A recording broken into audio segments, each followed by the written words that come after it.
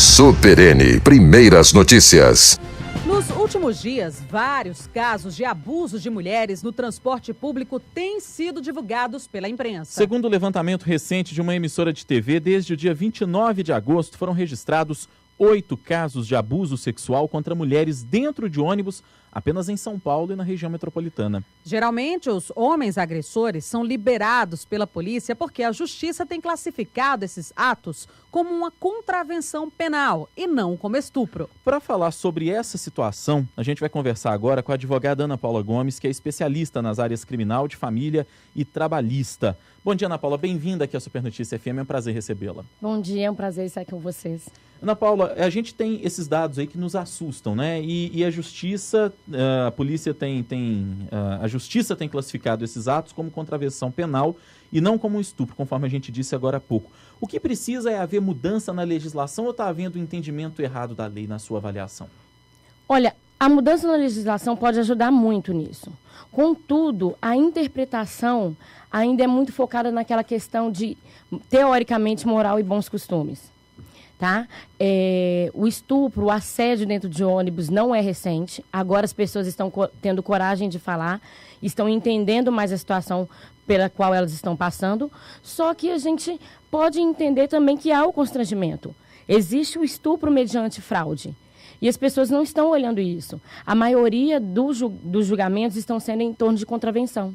Só que existe o estupro mediante fraude, que é aquela situação em que a pessoa é levada a erro, a engano, para ser cometido o ato libidinoso. Não precisa ter a conjunção carnal.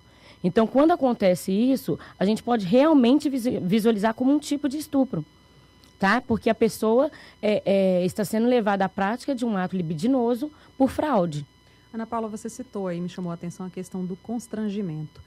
Muitas vítimas, inclusive, que a gente escuta nas matérias que a gente divulga aqui, ou mesmo em matérias de jornais, de portais, elas dizem que têm vergonha de ir até uma delegacia fazer essa denúncia, porque muitas vezes se deparam com situações machistas, porque existem esses casos também de mulheres que acabam denunciando o companheiro, depois se arrependem, retiram a queixa, e as outras que realmente precisam denunciar um caso desse acabam sendo penalizadas nessa situação. Nisso, realmente, existe a necessidade de delegacias especializadas só em casos de mulheres ou não deveria existir essa diferenciação? Olha, quando a gente tem algum cliente procurando, a gente acompanha várias famílias, né, no escritório, por isso, advogados, eles procuram a gente um pouco perdidos com relação a isso.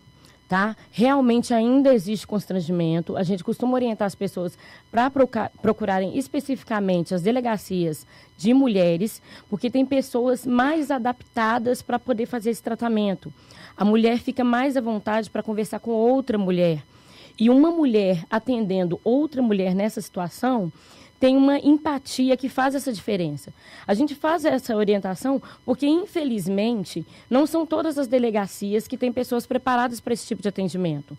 Tem pessoas que ainda têm aquele preconceito, tem todas essas situações que é maioria, infelizmente ainda é maioria. Ainda existe aquela cultura de, muitas vezes, culpar a vítima por aquilo que foi feito contra ela, o que é um absurdo, né? A pessoa escuta, a primeira pergunta é com que roupa você estava? Sendo que o país onde tem maior índice de estupro coletivo, as mulheres andam de burca. Então, a questão não é a roupa que a pessoa está usando. Infelizmente, ainda tem essa cultura. A gente batalha muito por isso, a gente acompanha famílias que sofrem porque não houve ruptura de ímen, não houve estupro. O que você estava fazendo para poder ter acontecido isso?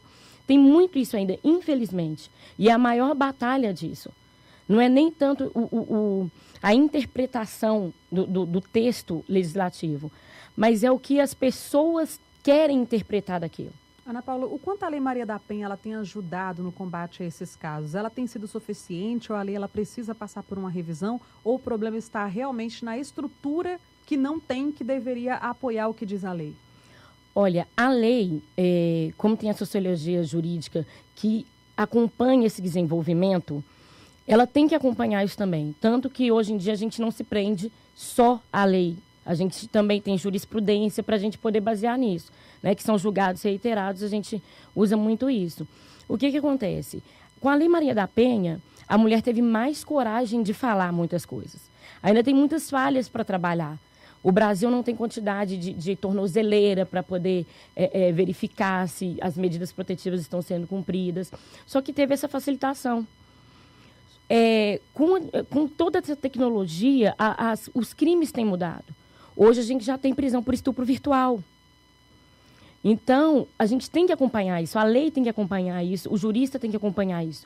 E a gente tem que manter uma mente aberta para poder fazer a análise disso. A gente não pode ficar presa a um falso moralismo, a uma falsa ideia de quem é o culpado na situação.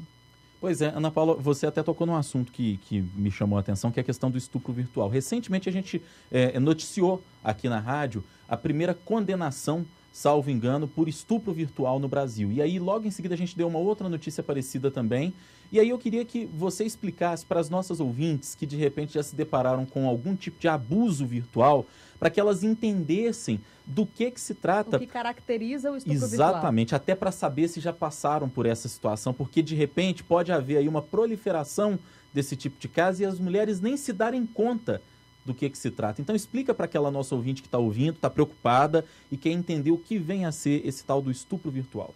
Sim, existem pessoas já questionando, como sempre, que falam, hoje todo mundo troca nudes. A questão não é a simples troca de fotos entre as pessoas, tá? O que acontece é que uma pessoa cria um fake, tá? E através desse fake ou de alguma outra identidade, WhatsApp, qualquer rede social, ela começa a conversar com outras mulheres ou com outras pessoas. Tem ali uma falsidade ideológica só de começo. Já começa assim. Se ele consegue, de início, a primeira foto com a permissão da pessoa, é uma coisa. A partir de então, ele começa a chantagear a pessoa, a ameaçar a pessoa. Aí começa a configuração do estupro. Se você não me mandar um vídeo com cenas mais ousadas suas, eu vou mostrar essa foto para sua família. Ou descobre onde a pessoa mora, tira fotos da casa da pessoa. Olha, eu quero uma foto sua nessa posição, ou eu vou matar a sua família. Tá? A partir do momento que tem a grave ameaça, para cometer ato libidinoso, tem a configuração do estupro virtual.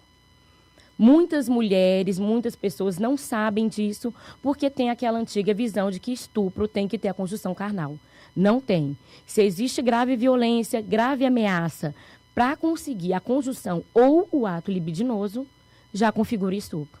Numa situação como essa, a mulher ela deve denunciar numa delegacia de amparo à mulher ou numa delegacia especializada em crimes virtuais? A delegacia que realizou essas prisões foi uma delegacia especializada em crimes virtuais. A mulher pode procurar uma delegacia especializada, contudo vai ser encaminhado, porque tem que ter a investigação do ID de onde estão surgindo, tá, essas propostas e essas fotos. Então, acaba uma junção de um crime contra a mulher e um crime virtual.